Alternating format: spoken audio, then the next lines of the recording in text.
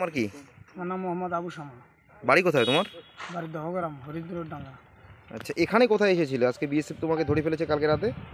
আমি এখানে আসছিলাম হরেন্দার বাড়িতে। হরেন বলতে এখানে কে? ওই যে সামনের বাড়ি। আচ্ছা আচ্ছা আচ্ছা। মানে তুমি কেন এসেছিলে হরেনের বাড়িতে? আমি হরেন্দার বাড়িতে আসছিলাম, হরেন্দা ফোন দিছিল গরু নেওয়ার জন্য। আচ্ছা। আমরা 7 জন আসছিলাম হরেন্দার বাড়িতে। হুম হরেন্দার বাড়ি যাওয়ার সাথে হরেন্দার লাইট দিয়ে সিঙ্গেল দিলে আমরা বাড়ি ঢুকছি। হুম। ঢোকার পর আমাদের হাতে গরু দিছে, আমরা গরু হাতে নিয়ে বাইরে এসেছি, তখন সারা আমাকে ধরে ফেলছি। মানে কোথায় ধরেছিল আপনাকে? আমাকে ধরছিল হরেন্দার বাড়ির সামনে। সামনেই? যে তুমি এই গরু পাচার ছাড়া আর কোনো পাচার কাজের সঙ্গে যুক্ত আছো কি? আমি যে ওই আছে অন্য অন্য আমার সাথের লোকগুলো চিনি ভাই।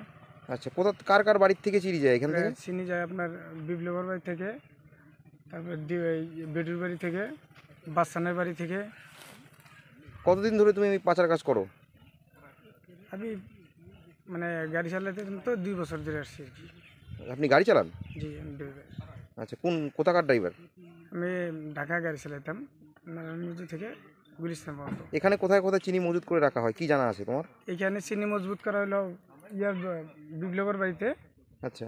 আর হলো দীপকের বাড়িতে, আর হলো আপনার ওই বেডুর বাড়িতে, আর হলো বাচ্চানের বাড়িতে, আর ওই শ্যামল।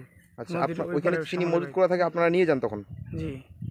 আচ্ছা, আপনাদের কীরকম পারিশ্রমিক দেওয়া হয়? আমাদের চিনির বস্তা প্রতি 300 টাকা দেয়, আচ্ছা। আর গরু প্রতি 2000 টাকা দেয়। তো এখন এদিক দিয়ে কোথায় কোথায় তোমরা মানে যাতায়াত করো? কোন দিক দিয়ে যাতায়াত করো? আমি এদিক দিয়ে আসছি, এদিক দিয়ে আসে ওই যে গাড়িটা আছে ওই দিক দিয়ে নাই না, ওই যে দিক দিয়ে ওই বাগানটার পাশ দিয়ে হরেন্দার বাড়িতে উঠছি। আচ্ছা। হরেন্দার সিঙ্গেল দিছে, তারপর আমরা উঠছি। আপনার সঙ্গে ফোনে যোগাযোগ হয়েছিল হরেন? হ্যাঁ, আমার ওই যে লাইনম্যানের সাথে যোগাযোগ হয়েছে। আচ্ছা, আপনি একাই ধরা পড়েছিলেন না আরও কেউ আপনার সঙ্গে ধরা না, পড়েছিল? আমি একাই ধরে পড়ছি। আর বাদ বাকিরা পালিয়ে গেছিল? জি।